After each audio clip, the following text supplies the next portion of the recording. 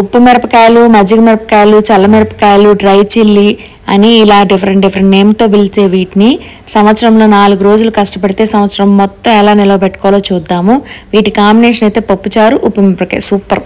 కెన్యాలో మాకు ఎండలు బాగున్నాయి, అందుకని ఉప్పు మిరపకాయలు పెడదామని చెప్పి అనుకుంటున్నా.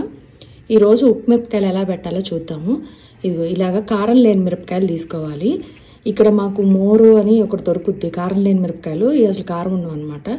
దీనికి ఇలాగ చీలిక పెట్టుకొని మజ్జిగ పెరుగు తీసుకున్నాను. ఈ పెరుగుని బాగా పల్చగా చేసుకోవాలి, మజ్జిగలాగా. చూపిస్తారండి ఎలా చేయాలో ప్రాసెస్. ముందైతే కారం లేని మిరపకాయలు తీసుకొని చక్కగా కడిగి ఆరబెట్టుకున్నాను, ఆ తడంతా పోయేటట్టు.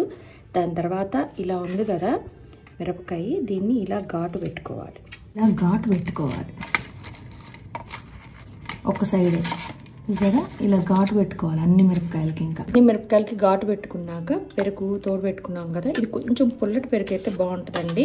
ఫ్రెష్ పెరుగు అయితే అంత పులిసి ఉండదు. కొంచెం పుల్లటి పెరుగు అయితే దాన్ని తీసుకొని మజ్జిగ చేసుకోవాలి. మజ్జిగ పెరుగులో నీళ్లు పోసుకొని ఇలాగ మజ్జిగలాగా చాలా పల్చగా చేసుకోవాలి. పల్చగా చేసుకున్న మజ్జిగలో ఇదిగో నిమ్మరసం పోసుకోవాలి. ఆల్మోస్ట్ 1 స్పూన్ దాకా పడుతుంది.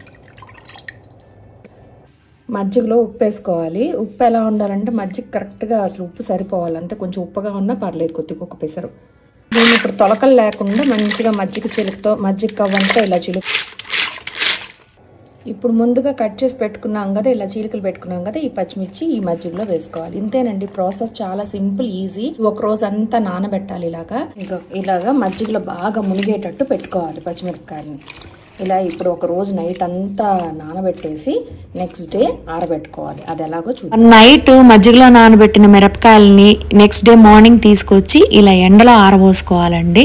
ఇలా పొద్దున్నుంచి సాయంత్రం వరకు ఎండలో ఎండబెట్టాలి ఆ మిరపకాయలని. దాని తర్వాత సాయంకాలం అదే మజ్జిగలో మళ్ళీ నానబెట్టాలి. 3 days. ఇదిగో నేను ఇలా వీడియోలో చూపించినట్టు పొద్దున పూట ఎండబెట్టుకోవటం, సాయంత్రం మజ్జిగలో వేసుకోవటం, అలా 3 days చేయాలి.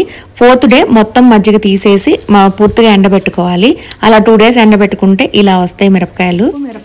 వేపుతుంది చూడండి. మిరపకాయలు అయితే ఆయిల్లో కూడా ఫ్రై చేసుకోవచ్చు, లేదు అంటే ఎయిర్ ఫ్రైయర్లో పెట్టుకోవచ్చు. డ్రై రోస్ట్ కూడా బాగానే ఉంటుంది. నేనైతే ఇప్పుడు ఆయిల్లో ఫ్రై చేస్తున్నాను. అసలు పెద్దగా కారం లేకుండా మంచిగా ఎమ్మీగా టేస్టీగా ఉంటాయండి. ఉప్పు మిరపకాయలు సంవత్సరం రోజులు నిలవ ఉంటాయి. 4 రోజులు కష్టపడ్డారనుకోండి, సంవత్సరం పొడుగు ఎమ్మి ఉప్పు మిరపకాయలు టేస్టీగా తినొచ్చు. ఇలా ఆయిల్లో ఫ్రై చేసుకున్న ఉప్పు మిరపకాయలని పప్పుచారులో వేసుకొని తింటుంటే నాకు నోట్లో నీళ్లు ఊరిపోతున్నాయి. ఎంత క్రంచీగా ఉన్నాయో చూడండి. టేస్ట్ అయితే అదిరిపోయింది. ఇంకా లేట్ చేయకుండా చక్కగా మీరు కూడా చేసుకొని హ్యాపీగా ఎంజాయ్ చేయండి. నెక్స్ట్ వీడియోతో మళ్ళీ కలుద్దాం.